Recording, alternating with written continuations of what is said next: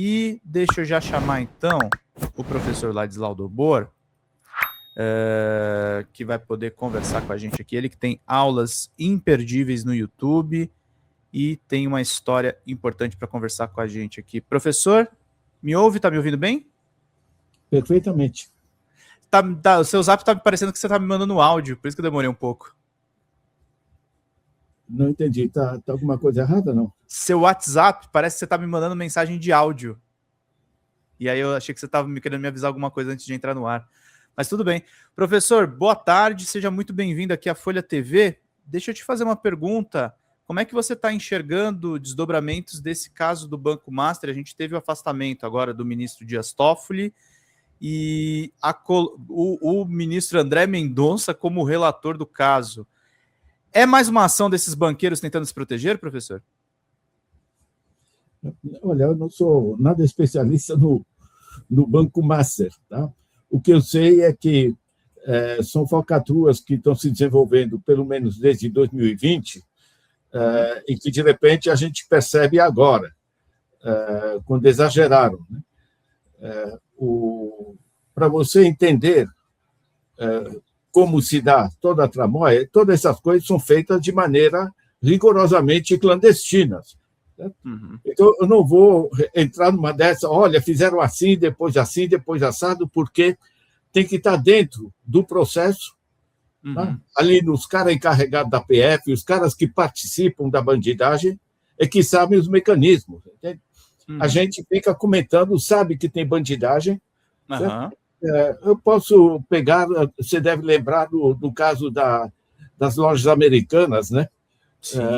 O Lehman, o Teles, Sicupira, né? Enfim, a gente chama ele de LST agora, enfim, foram falcatruas da ordem de 40 bilhões de reais, certo? Já esquecemos, já não está nos jornais. Aconteceu alguma coisa com eles? Nada. Quem são esses três dos mais ricos bilionários do Brasil? Mandam imensamente, certo? O 3G Capital, que é a empresa real deles por trás do sistema financeiro, está baseado em Luxemburgo, que é paraíso fiscal. Ninguém consegue seguir. Uhum. O que eu acho que a gente tira mesmo, a não ser que a gente tenha dados muito detalhados para mostrar como foi feita a bandidagem, coisa do gênero, certo? É o seguinte, é que nós não temos regulação financeira efetiva. Uhum. Esse é o eixo. Tá? Porque eu pego um encadeamento de coisas de bandidagem que já foram realizadas nessa área. Né? Tem um ponto importante que as pessoas devem saber, o seguinte, eu, na minha idade, ainda uso, você deve conhecer essas coisas antigas, olha, isso aqui é um azulzinho, R$100. Né? Dinheiro em espécie. Isso, coisa que o governo imprimia. Né? Uhum. Hoje, 95% da liquidez no mundo são apenas sinais magnéticos e viajam na internet na velocidade da luz, chama High Frequency Trading, tá? Comercialização de alta frequência. Uhum. Favorece o sistema especulativo mundial de maneira radical. Uhum. O Economist me dá, por exemplo, que 60% dos lucros das transnacionais americanas se depositam em paraísos fiscais. Quem é que segue? Ou seja, é muito interessante lembrar que o maior paraíso fiscal hoje é o estado de Delaware, nos Estados Unidos. Não é uma ilhota... Dentro dos Estados Unidos, né? Dentro dos Estados Unidos. Um dos estados que o Trump gosta de dizer, vão pôr mais estados nesse negócio. Né? Uhum. Ou seja, você tem essa dimensão que é o dinheiro imaterial que circula de maneira radicalmente superior, são dezenas e dezenas de vezes o que é transferido, por exemplo, quando se exporta uma coisa, tem um pagamento feito, coisa do gênero, certo? A contrapartida financeira. Uma movimentação diária planetária de 7 trilhões é mais de 100 vezes o que tem efetivamente de transações. É sistema especulativo. Então, essa é uma dimensão. Tá? Uhum. A outra dimensão, que a esperteza deles levou a uma coisa muito simpática, né? Você tinha na Constituição de 88, o artigo 192, definia que juros acima de 12% ao ano, juro real, tá? Mais inflação, juro real acima de 12% ao ano será considerado crime de usura punível dos termos da lei. Com a entrada do Lula em 2003, ele simplesmente, veja bem, a Constituição do Brasil, os banqueiros conseguiram simplesmente tirar o artigo-chave da Constituição. A partir daí, você não tem base legal mais para investigar quanto estão cobrando, como estão transferindo e coisa do gênero. Tá? Acrescente um terceiro elemento, que eles, em nome da probidade política, decidiram assegurar a autonomia do Banco Central, certo? Tirando a capacidade de controle sobre o Banco Central. Você separou política monetária e política financeira. Fragilizou radicalmente, claro, a capacidade do governo Lula a intervir sobre os processos. De certa maneira, eu estou trazendo esses diversos elementos porque você tem uma ausência de capacidade efetiva de regulação. E o que é a capacidade efetiva de regulação? Não é polícia gritando o tempo todo, é você assegurar que o dinheiro vá para onde é necessário. Isso é fundamental. Tá? Eu queria lembrar que o dinheiro que é levantado, por exemplo, pela taxa Selic, os 15%, é dinheiro dos nossos impostos, que está indo para os grandes banqueiros. Rendendo para esses grandes banqueiros, né? Eles não precisam nem se esforçar para receber esse dinheiro. Exatamente, vai para essa gente. Tá? No ano passado, 2025, foi R$1 trilhão, tá? 4 vezes o orçamento da saúde, certo? 7 vezes o Bolsa Família, aqui eu chamo de Bolsa Banqueiro, enfim, chame como quiser, mas está me entendendo? Isso aqui é legal. Tá? E é um volume dos nossos impostos transferido para os grandes grupos financeiros, certo? De maneira legal. Certo?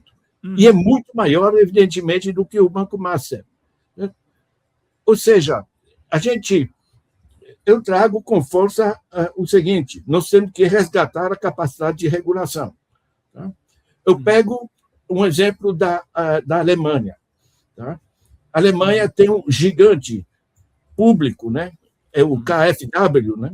Eu fiz negócios com eles tempos atrás, financiamentos para países africanos, né? Mas é extremamente controlado. É o BNDES, digamos assim, da Alemanha. Agora, o alemão raramente coloca a sua poupança num banco. Cada cidade chama Sparkassen, caixas de poupança locais. Ou seja, o dinheiro fica na própria cidade, onde as pessoas poupam, e aí, junto com a prefeitura, eles vão fazer a arborização da cidade, saneamento básico, eventos culturais, o que inventarem. O que isso significa? Que você tem um controle de para onde vai o dinheiro, porque isso aqui a própria comunidade sabe dos seus depósitos. Tá? Eu pego, tempos atrás, a gente fez uma pesquisa de uma agência do Bradesco em Bertioga, né? De cada R$100 depositado pela população, apenas R$8 ficam em Bertioga. Vai tudo para a Cidade de Deus, né? que é a sede que é um nome fantástico para ser Bradesco. Enfim. Estão entendendo? Ou seja, nós temos forma, digamos, de controle que existe na Alemanha, que existem, por exemplo, na Suécia. Eu, anos atrás, estive com a ministra de Planejamento da Suécia, me deu um livro, inclusive, sobre esses processos. Na Suécia, 72% dos recursos públicos, né, do orçamento, 72% são diretamente repassados para o nível local. Permite à população controlar como vai ser utilizado. O exemplo maior e mais eficiente hoje é o da China. Tá? Sim. A China tem o Banco Central, o China Bank, ela tem 3 grandes BNDES, né? Um para comércio e indústria, outro para transações internacionais, outro para infraestrutura, coisa assim.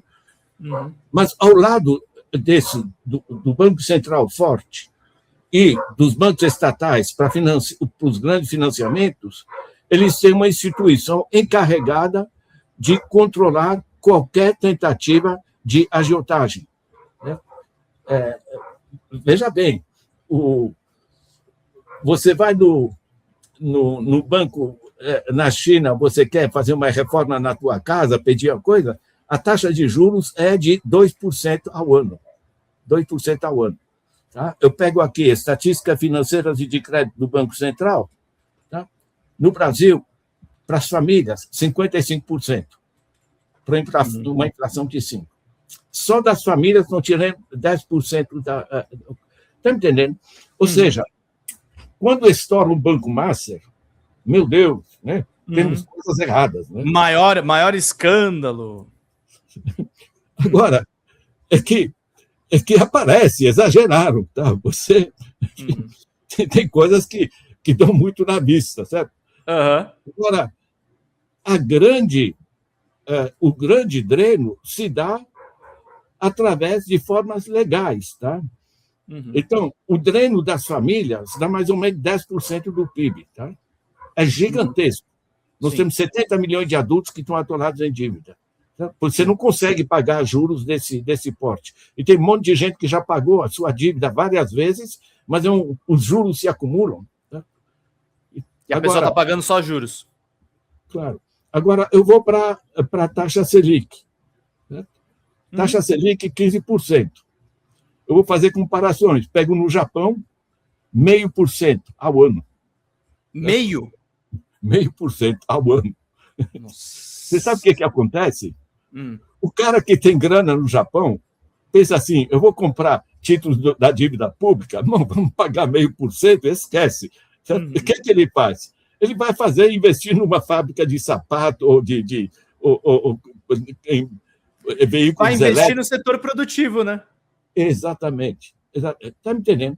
Ou seja, nós temos a dimensão da ilegalidade, tipo das lojas americanas, tipo do Banco Master e tantos exemplos que tem, que são simplesmente ilegais, é bandidagem declarada, certo? E você tem o sistema que é legal, mas não é legítimo, tá? Porque, veja bem, quando um banco cobra 55%, é a média, tá? Por exemplo, no rotativo do cartão está 450%. Nos Estados Unidos está na faixa de 19%, aqui 450%. Então, quando você tem esse tipo de limpeza, digamos, você tirou o caráter criminoso que estava no artigo 192 da Constituição. Você continua fazendo uma atividade que é criminosa, certo? Mas que não tem mais a lei para dizer que... Está me entendendo? Ou seja, é uma atividade que é hoje legal, mas não é legítima. Certo? Porque você está enforcando grande parte da população, cerca de 1/3 da renda da massa da população, em vez de fazer compra e, com isso, dinamizar a economia, a demanda, não é? Certo? Eles estão simplesmente pagando juros. Certo? Ou seja, você transfere cerca de 10% do PIB através da taxa Selic para os grandes grupos. Certo? Dinheiro dos nossos impostos. As taxas de juros cobradas pelos bancos é outro 10%, esse tirado das famílias. Você esfria a economia porque você esfria a demanda. Certo?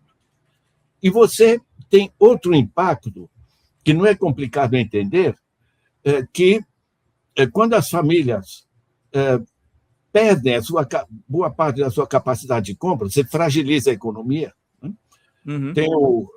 Eu uso o exemplo de uma entrevista de um empresário gaúcho no Estadão. Ele falou, olha, está mais barato realmente eu contratar, mas para que eu vou contratar se eu não tenho para quem vender? Ou seja, você fragilizou a demanda. E, por outro lado, o cara diz o seguinte, sabe o que é? Eu estou com essa grana, eu vou comprar títulos do governo, risco zero, mão no bolso, não preciso produzir nada, está me pagando 15% para uma inflação de menos de 5%, certo? Dinheiro limpo. Está me entendendo? Eu fiz o que deu, está rodando muito, porque a Folha resolveu publicar, afinal, uma coisinha sobre isso. Né? Pô, caramba, certo? Você ter tanta transferência de recursos sem base produtiva, isso fragiliza toda a economia, porque você fragilizou a capacidade de investimento do governo, né? Porque esse trilhão tirado pelos bancos, né, pelos grupos que compram título do governo, eu queria lembrar o seguinte: quem compra título do governo, essencialmente o 1% mais rico e um pouco mais, digamos, os 10% em volta deles. Né? Porque a massa da população ela não tem esse problema que a gente vê no CBN Dinheiro. O que eu vou fazer com o dinheiro que está sobrando? A maioria da galera se esforça para as contas caberem no mês, né?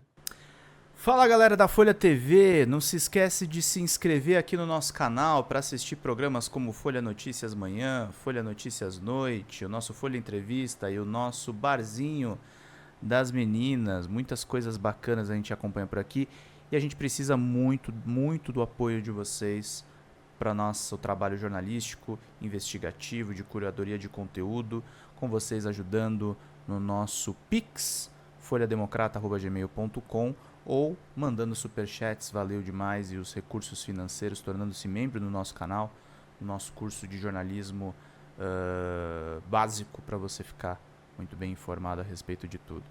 Queridos e queridas, muito obrigado pela presença de todos vocês. Vida longa e próspera. Cuidem-se, cuidem dos seus, e não esquece de se inscrever aqui na Folha TV. Até mais!